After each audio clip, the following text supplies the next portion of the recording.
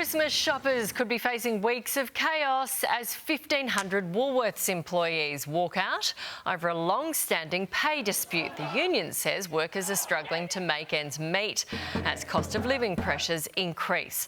Now there are concerns the strike could impact dozens of essential items, leaving consumers at a loss as the festive season begins. For their take, let's bring in Employment and Workplace Relations Minister Murray Watt and Deputy Opposition Leader Susan Lee. Good morning. Murray, how are you going to save Christmas?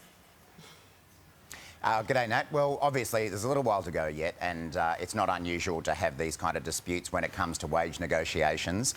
I've seen the reports from Woolworths saying that they've got lots of contingency plans in place to make sure that supplies will be available. But look, I'd obviously encourage the parties to keep talking and try to work this out.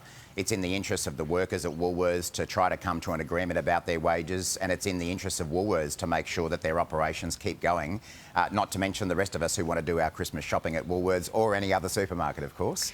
So, yeah, look, I'm confident that this will get worked out. Susan, we found them still talking and then Sydney nearly grinding to a halt, people having to change their plans because the train strike was only averted at the last minute. What do we need to do here? Well, Nat, first I want to say to the union organisers, I think there's a better way to make your point than making families feel anxious about their grocery shopping at Christmas. But secondly, to the workers, I understand you're going through a cost of living crisis under this Labor government. You are, Woolies workers are, all Australians are. And this is because we're seeing such poor economic management. And we were promised mortgages would go backwards, mortgages would go down, your cost of living would get better, you would be, life would be cheaper under Anthony Albanese. I'd just like Murray to apologise to these workers this morning because he's part of a government that did promise that no one would be left behind, Murray. And look at this. This is really, really tough for Australians, not just Woolies workers this Christmas. Let Murray have his say on that one, then we'll move on. Well, I think if anyone has to apologise, Nat, it's probably Susan and the Liberal Party who have voted against every single cost of living measure that our government has introduced. They've opposed our tax cuts for middle income earners, they've opposed the energy bill relief, they've opposed cheaper medicines, cheaper childcare, and of course wages are finally beginning to grow in this country because of the changes our government has made. We recognise that Australians are doing it really tough at the moment, whether it be those Woolies workers or other people as well, and that's why we've thrown so much work at supporting people through cost of living relief and actually getting wages moving again, which has been opposed by the Liberals. Really care about the government has introduced their bill, because I think we're going to be toing and froing there. The government's introduced their bill to ban 16-year-olds from using social media. Every family is looking at this one. But YouTube is going to be exempt after the Wiggles lobbied for changes accommodating access to educational content. Murray, what is going to stop a kid under 16 from logging onto these social media sites with fake age details? Can you explain that one? Well, I mean, we understand that there are always going to be people who find loopholes in legislation, but the point here is that this is world-leading legislation. No other country in the world has tackled this issue in the way that our government has, and I really hope that we get bipartisan support for this legislation because it is important to Australian families. So that wasn't the question. Could you add? Could you do it? Because, we all know teenagers, right? And if you know them in the modern age, they stick a fake ID in. It's really, really easy. And then they're onto all these sites. How is your government going to stop that?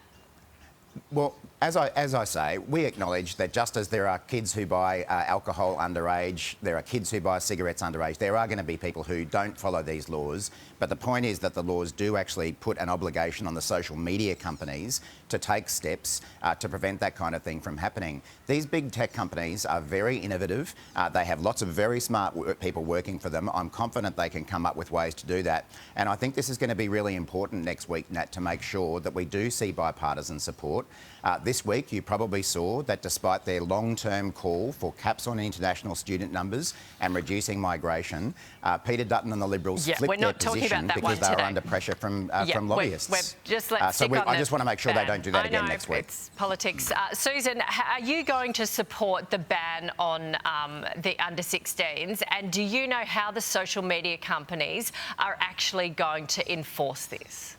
Nat, Peter Dutton and the Liberals led this from the get-go, announcing that we would have a media ban for the under-16s. We said that in June, social media ban. It's really important. The legislation has been introduced. We're going through it carefully.